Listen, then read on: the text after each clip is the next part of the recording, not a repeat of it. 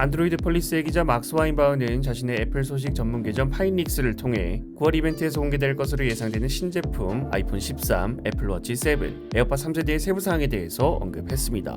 먼저 아이폰 13입니다. 아이폰 13 라인업 전체는 전작 대비 가격 인상은 없다. 무게와 두께가 작년 모델에 비해 증가한다. 특히 프로 맥스 모델에서 증가폭이 크다.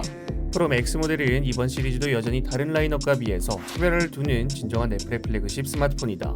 아이폰 13 미니 모델은 전작에 비해서 배터리 수명이 1시간 추가될 것으로 예상한다. 프로 맥스 모델은 20%가량 더 늘어난 배터리 용량이 탑재되고 아이폰 13, 아이폰 13 프로는 전작에 비해 10% 용량이 증가되지만 아이폰 13 프로 같은 경우에는 120Hz 주사율로 인해 아이폰 13보다 배터리 타임이 떨어질 수 있다.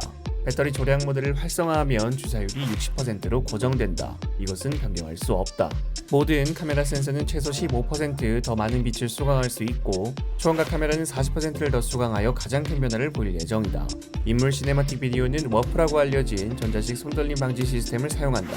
피사체를 프레임 중앙에 가깝게 유지하면서 부자연스럽게 나오지 않도록 한다. 새로운 손떨림 방지 시스템은 덜 터프하고 부드러운 작동 모드로 전환한다.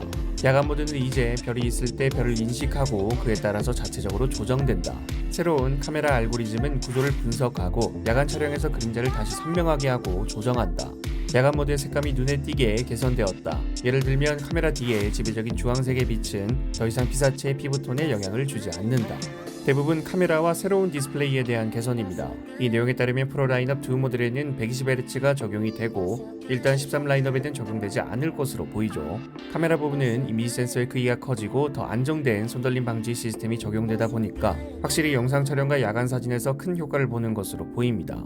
워프라는 전자식 손떨림 방지 시스템과 물리적인 센서 시프트가 잘 섞여 안정적인 영상 촬영은 정말 기대가 되네요. 좀 아쉬운 부분은 고스트 현상에 대한 언급은 없었다는 건데 과연 실제 출시 제품에선 개선이 됐을지 궁금해집니다. 다음은 에어팟 3세대와 애플워치 7입니다. 충전 케이스는 2세대보다 20%가량 더 큰 배터리를 탑재한다. 무선 충전기는 옵션이 아닌 표준 기능이다. 전반적인 사운드는 2세대에서 본 것과 거의 동일하지만 저음역대 사운드가 눈에 띄게 좋아졌다. 에어팟 내부의 배터리는 에어팟 프로에 있는 것과 거의 같은 크기이다. 마지막으로 애플워치 7은 애플워치 처음으로 배터리 수명 개선을 보일 것이다. 에어팟 3세대는 역시나 큰 업그레이드는 아니고 전체적인 개선입니다. 사운드가 더 풍부해진다는 것은 환영할 만한 소식이죠. 에어팟 3세대가 노이즈 캔슬링을 지원할지 안 할지는 모르겠는데 에어팟 프로와 같은 배터리라면 5시간 정도를 기대해 볼 수 있겠네요. 애플워치는 다른 것보다 기대감이 많이 커지는 소식입니다. 다양한 건강 추적 기능도 좋지만 스마트워치의 가장 필요한 개선점은 배터리 타임인데 애플워치의 배터리가 일반적으로 사용했을 때 18시간, 최대로는 하루 반 정도 사용이 가능한 것으로 알고 있는데 충분하다면 충분하긴 한데 아쉬운 배터리 타임인 것은 사실입니다. 얼마나 배터리 타임이 늘었을지 기대가 되네요.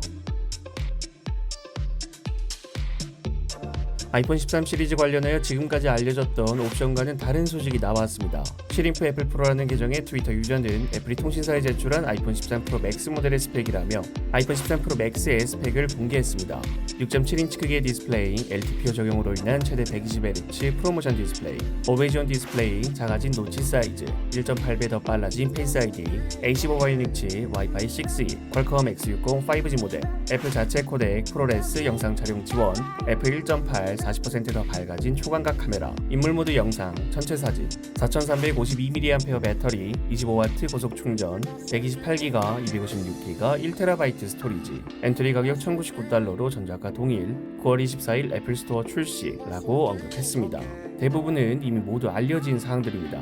다만 지금까지 알려졌던 내용과 다른 것은 기즈모 차이나에서 이번 아이폰 13 프로 라인업은 스토리지 옵션이 128GB, 512GB, 1TB로 256GB 옵션이 폐지되고 1TB 옵션이 추가된다고 알렸는데 이번 소식에 의하면 256GB 옵션이 유지되나 512GB 대신 1TB 옵션이 추가된다는 겁니다. 아직까지 확실한 것 없으나 이렇게 된다면 훨씬 나은 상황입니다. 512GB보다 256GB의 수요가 훨씬 많을 거기 때문에 더 많은 소비자들을 만족시킬 수 있겠죠. 하지만 최상위 옵션 자체는 용량이 크게 늘어나기 때문에 가격 인상은 피할 수 없지 않을까 생각됩니다. 고용량 옵션을 구매하시려는 분들은 대부분 카메라 때문이죠. 애플도 프로로우로 로우 포맷에 많은 신경을 쓰고 있고 이번에 추가되는 프로레스 지원 등등 등 기존 스토리지 옵션보다 고용량이 필요했기 때문에 1TB를 추가한 것인데 1TB 옵션이 추가된다면 512기가 옵션은 애매해져서 이렇게 세 가지 옵션으로 구성하지 않나. 확실한 건 아니기 때문에 어떤 방향으로 출시될진 모르겠지만 이왕이면 256은 살아있는 옵션이 됐으면 좋겠네요.